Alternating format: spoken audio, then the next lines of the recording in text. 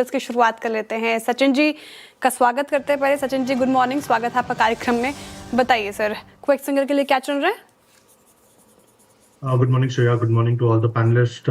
श्रेया, यहाँ पर मेटल्स में काफी शानदार तेजी है एंड जिस तरीके से ओपनिंग हुई है यहाँ पर वेदांता में तो ऑलरेडी अच्छा ब्रेकआउट है, but follow through action Tata steel में काफी शानदार नजर आ रहा है।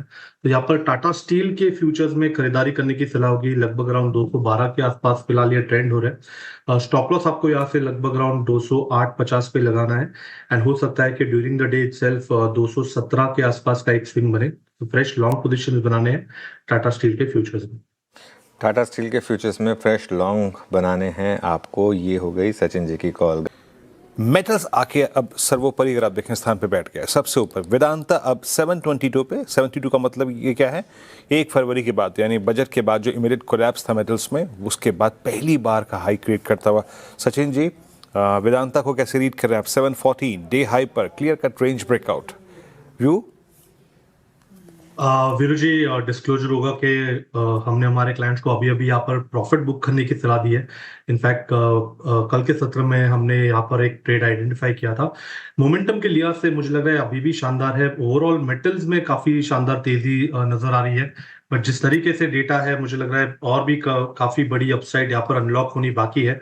सो जिस तरीके से मोमेंटम मिला है, आई थिंक अगर किसी की एग्जिस्टिंग लॉन्ग पोजीशन है तो आई थिंक ओपनिंग लेवल्स जो है लगभग अराउंड 709 के आसपास मुझे लग रहा है वहीं पर स्टॉप लॉसेस प्लेस करे एंड हो सकता है कि अगले कुछ दिनों में 755 का हर्डल भी ये पर्टिकुलर स्टॉक ब्रेक कर दे। एक क्लासिक ट्रायंगुलर फॉर्मेशन का ब्रेकआउट हुआ है जिसके प्रोबेबल टारगेट्स लगभग अराउंड 810 के आसपास प्लेस्ड है। सो काफी बड़ी लंबी तेजी बन सकती है इस पर्टिकुलर काउंटर में। वेदांता काफी अच्छा लग रहा है, पूरा मेटल पैक एक बार रखिएगा स्क्रीन पर। सचिन जी आपका ट्रेड कैश में?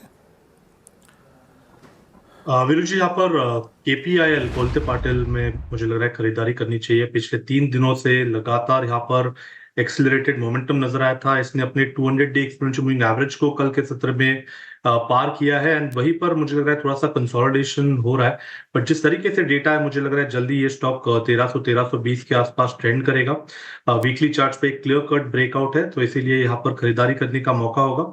स्टॉप लॉस आपको यहाँ से लगभग अराउंड 1166 पे लगाना है एंड पोजीशंस को 1260 के ऊपर रिव्यू करना है। ओके, कोल्टे पाटिल ये हो गई सचिन जी की पिक कैश में। सचिन जी के पास एक कॉल है। सचिन जी बताइए क्या पिक किया आपने? अनुज जी, यहाँ पर मुझे लग रहा है ऑटो स्टॉक्स पे ध्यान देना चाहिए। वहां पर जो सीरीज के लिए मुझे पसंद आ रहा है वो है टाटा मोटर्स पैसेंजर व्हीकल। पिछले सीरीज में भी हमने एक यहाँ पर अच्छा स्ट्रॉन्ग रिवर्सल देखा था। पिछले 3 हफ्तों का कंसोलिडेशन मुझे लग रहा है यहाँ पर मैच्योर हो चुका है। एक हर्डल है 380 के आसपास, जो पार होने के बाद एक शानदार रैली बन सकती है 405 तक की। तो यहाँ पर टाटा मोटर्स पैसेंजर व्हीकल के फ्यूचर्स में खरीदारी करने की सलाह होगी। लगभग 379 के आसपास इसके फ्यूचर्स फिलहाल ट्रेंड हो रहे हैं। स्टॉप लॉस आपको यहाँ से 374.50 पे लगाना है। पहला टारगेट होगा अराउंड 384 का, सेकंड टारगेट होगा अराउंड 405 का। फ्रेश लॉन्ग पोजीशंस ऐड करने की सलाह होगी टाटा मोटर्स पैसेंजर व्हीकल्स के फ्यूचर्स में। चलिए, टाटा मोटर्स पैसेंजर व्हीकल ये वीक है और ध्यान रखिएगा, वो न्यूज़ भी थोड़ी सी टाटा ग्रुप के लिए पॉजिटिव नहीं है। सचिन जी चार्ट का चमत्कार। यहाँ पर ऑटोज में हीरो मोटोकॉर्प में भी मुझे एक डबल बॉटम नजर आ रहा है। जिस तरीके से या जिस कन्विक्शन से वापस इसने अपने 20 डे एक्सपोनेंशियल मूविंग एवरेज को काटा है, 50 डे को काटने का यहाँ पर प्रयास है। मुझे लग रहा है ये momentum through out the day durable होगा। 5800 के लक्ष्य के लिए हीरो मोटोकॉर्प के फ्यूचर्स में खरीदारी करने की सलाह होगी। स्टॉप लॉस आपको यहाँ से लगभग अराउंड 5560 पे लगाना है and fresh long positions add करने हैं 5800 के टारगेट के लिए हीरो मोटोकॉर्प के फ्यूचर में।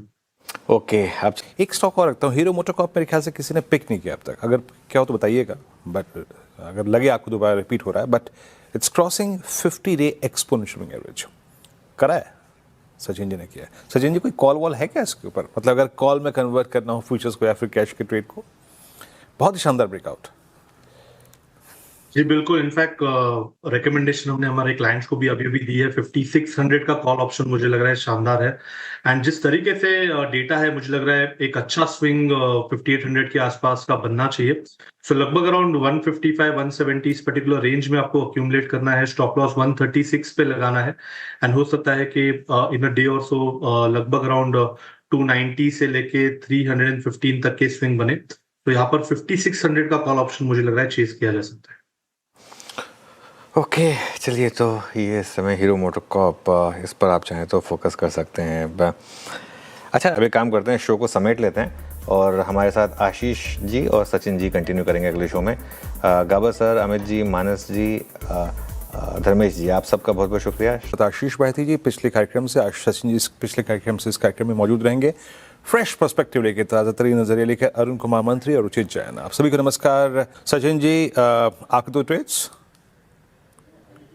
वीर जी, एक स्टॉक यहाँ पर कॉमन हो चुका है, लेवल्स भी काफी कॉमन है on the stop loss side. Coal India मुझे लग रहा है एक शानदार ब्रेकआउट यहाँ पर हुआ है। एक डायमंड फॉर्मेशन, एक काफी रेयर फॉर्मेशन होता है वेव पैटर्न में, वहां पर एक ब्रेकआउट हुआ था कल के सत्र में। 430 के आसपास का जो एक ऑप्शन क्लस्टर था वो काफी कॉन्फिडेंटली इसने ब्रेक किया है। एंड जिस तरीके से ये पैटर्न है, जिस तरीके से ये स्ट्रक्चर है, मुझे लग रहा है 452 तक ये पर्टिकुलर मोमेंटम एक्सटेंड होना चाहिए। यहाँ पर पैटर्न के लिहाज से पोजिशनल टारगेट अराउंड 470 का है, तो यहाँ पर खरीदारी करने की सलाह होगी। कोल इंडिया के फ्यूचर्स में स्टॉप लॉस आपको 428 पे लगाना है। ट्रेडिंग मोमेंटम का टारगेट होगा 452 का, पोजिशनल टारगेट होगा 470 का। जो सेकंड स्टॉक हमारे रेडार पे रहा है वो है LTF। यहाँ पर जिस तरीके से एक कंसोलिडेशन हुआ था, एक डिक्लाइन के बाद वो कंसोलिडेशन काफी हेल्दी था। 300 का लेवल काफी अहम था, वो पर्टिकुलर लेवल इसने आज सीरीज की ओपनिंग में ही ब्रेक कर दिया है। तो मुझे लग रहा है यहाँ पर काफी बड़ा रेंज शिफ्ट होना चाहिए। जिस तरीके से डेटा है, 320 के आसपास का एक इमीडिएट स्विंग नजर आ रहा है, तो यहाँ पर भी मोमेंटम चेस करने की सलाह होगी 302 के क्लोजिंग बेसिस के स्टॉप लॉस के साथ। ऑलराइट, चलिए, तो ये हो गए इस समय की कुछ ट्रेड्स। मीनवाइल इस शो को समेटेंगे, इसके बाद कंचन और श्रेया आपके लिए लेकर आएंगे ट्रेडर्स हॉटलाइन।